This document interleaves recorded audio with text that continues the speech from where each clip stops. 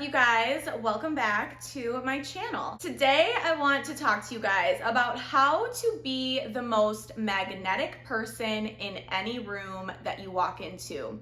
And this isn't just about being the center of attention, it's a lot more than that. This is about being that person who lights up the room when they walk into it. We all know these people. They enter the room and you can actually feel the energy of the room shift. People's moods improve just by being around this person. And when you embody this magnetic energy, you are going to leave memorable and very positive, lasting impressions on people. And you're also going to open yourself up to being more receiving. People are going to want to help you. Opportunities are going to come your way. You're going to become a powerful attractor just by stepping into this magnetic energy. So I've narrowed it down to 4 things that you can do, 4 things that you can apply to your everyday life that will make you become this magnetic person. This is really what I do. This is the energy that I choose to embody. These are things that I consciously make sure I am doing no matter where I'm going, whether it's work or a social event or just in my day-to-day life. This is not about putting on an act. This is about stepping into this energy, embodying this energy, and being a magnetic person. But this is how you can do it. So I hope you guys enjoyed this video. Please subscribe if you haven't already. Give this video a thumbs up if you enjoy it, and let's jump right into it. The first thing is being very conscious and very aware of the type of energy that you are bringing into a room. Our energy speaks for us, and our energy says a lot more than our words ever could. Whether people are consciously aware of it or not, they are picking up on our energy. We are all picking up on each other's energy. And it has a lot to do with the way that you make people feel, the way that you make the energy of a room feel. So be very conscious of what are you bringing to the atmosphere. And I like to think about it as, what type of value am I adding to the room or to the conversation or to the party or to the workplace? What type of value am I bringing to other people? You know those people who are like always constantly complaining. I can think of some off the top of my head right now. Every time I see them, they're complaining about something. And these people will complain about nothing. They will find things to complain about. It's almost like they don't know what else to talk about, so they just complain. You do not want to be that type of person.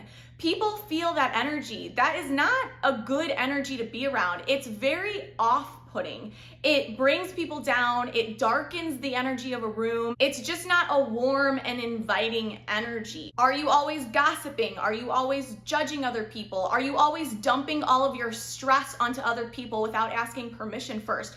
Do you walk into a room frantically complaining and stressing out about stuff? What type of energy are you bringing into a room? Really think about it. A lot of people would probably act very differently if they really stopped and thought about the type of energy that they are contributing to the room. Add value, add something positive or optimistic to the atmosphere. Even if you are stressed out, do you really want to dump that type of energy on everybody else? If you want to set the tone for the energy of a room and be a leader and be the magnetic person that lights up a room, you have to be conscious about the energy that you are contributing. So the next thing is your posture and your body language. This makes such a drastic difference. When you walk into a room, walk in strong and tall with your shoulders back. Have good posture. Have your chin up.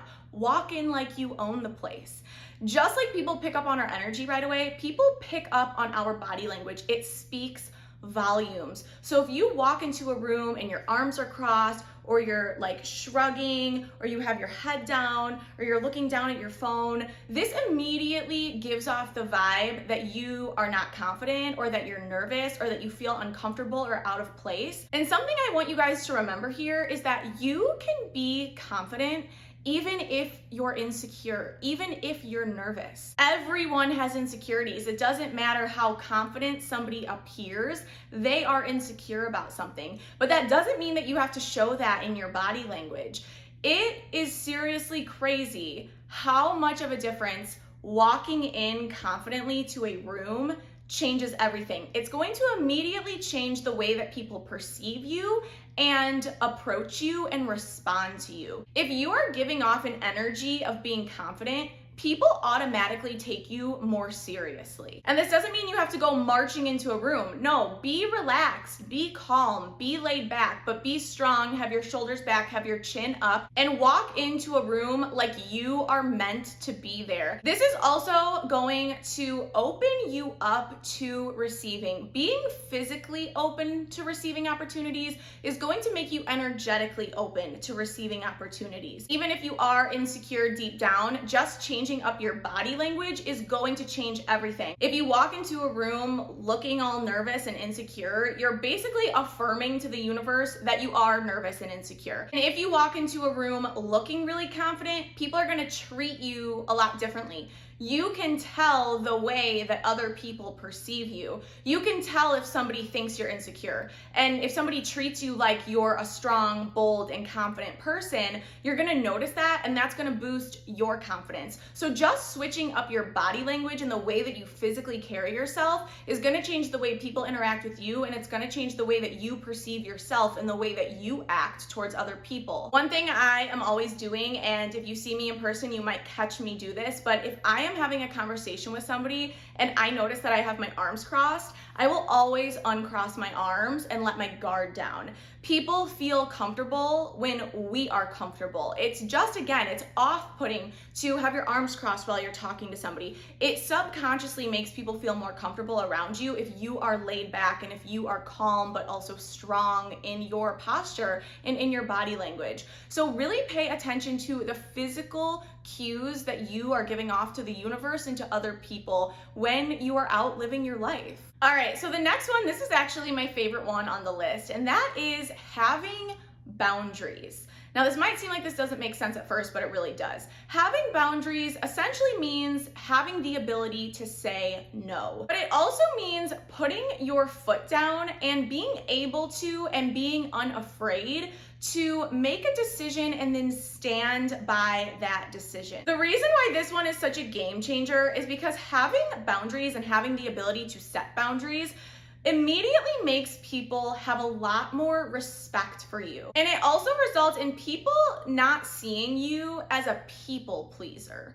I used to be the biggest people pleaser ever. And once I learned how to set boundaries, I noticed a drastic difference in the amount of respect that I received from other people. When you come off as a people pleaser or a pushover or somebody that can be walked all over, even if somebody doesn't have the intentions of walking all over you, it doesn't matter because you still give off that energy of being a people pleaser, which immediately makes you seem weak, honestly. And it also makes you seem less confident. Somebody who's really confident and sure of themselves and can set boundaries is somebody that people are going to automatically take serious and have a lot of respect for. If people can tell that you have boundaries, then they're going to already assume that you're not afraid to stand up for yourself, and so they're not gonna try and take advantage of you. It just makes you appear as much more strong and independent and so much more confident. And this really does gain the respect of other people. Like I said, I noticed a drastic difference from when I used to be a people pleaser to now being somebody that has boundaries. I can see it in people's faces. I can see it in their body language, that they have more respect for me, and in a really positive way. You will be surprised at how much respect you gain from other people by having boundaries. So the last one, and this is probably honestly the most important, and that is to always be yourself. Now, I know that seems really obvious and like duh, but so often people try and change who they are, or they try and be more like somebody else to try and gain approval from other people. We have all been around someone who tries to act like somebody else, and every single time it never works. If you are trying to be more like somebody else and less like yourself, it is never going to work. It is always going to come off as being disingenuous. If you're trying to change who you are or be like somebody else to gain approval, chances are it's just not going to translate and it's not going to work for you. But what will work for you is being yourself. Now, of course, you should always be appropriate. You should always act in an appropriate way for whatever atmosphere and environment you're in, but don't change who you are. One thing that I hear constantly either said about myself or said right to my face, people will say like, were you a cheerleader in high school? Or you talk like a valley girl. Oh my God, you're so bubbly. People will comment that I'm like over the top friendly and bubbly and I talk like a valley girl. And the thing is, that is who I actually am. Like what you see is what you get. And there's been times in my life where I've thought, should I tone it down? Like I am really loud, I'm very bubbly, I'm very friendly, I'm very optimistic. And I have thought at certain times, should I tone it down? Like, is it giving off the wrong impression? And anytime I have tried to tone down my personality, people come up to me and say, is something wrong? Like something just seems off about you.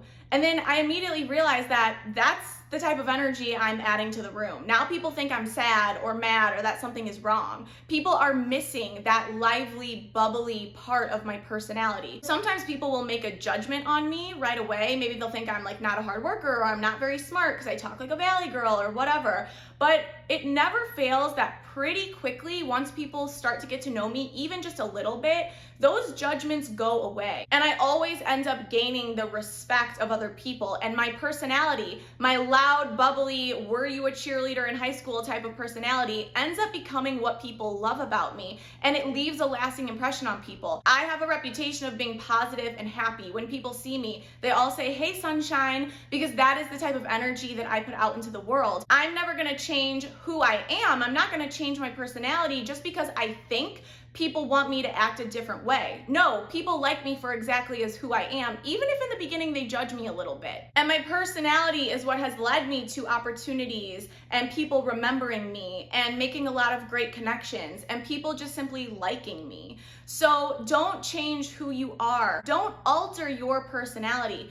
There is nothing more magnetic than being authentic. And if you were supposed to be different, or if you were supposed to be like somebody else, you would be somebody else. The things that make you different, the things that make you you, those are your strongest attributes. Those are the things that are going to make people remember you and like you and respect you.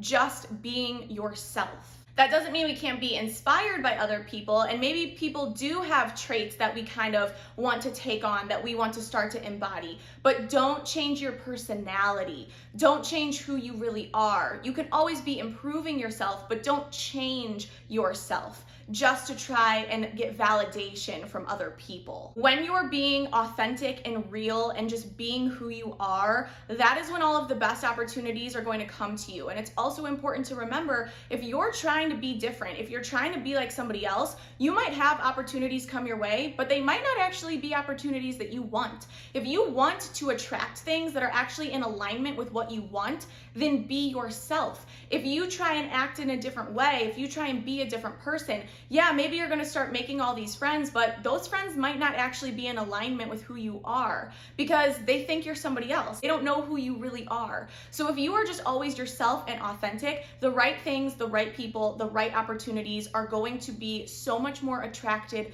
to you. There won't be any confusion in the universe because you're just being yourself. So things that are in alignment with that are going to be magnetized back to you. So you guys, those are my 4 tips. Those are my 4 things to apply to your everyday life to become a more magnetic person, to attract the best people, the best things, the best opportunities into your life, and to be that person who leaves an amazing, lasting impression on people and lights up every single room that you walk into. So I hope you guys enjoyed this video. Don't forget to give it a thumbs up if you did. I love you guys so much. I will see you in my next video.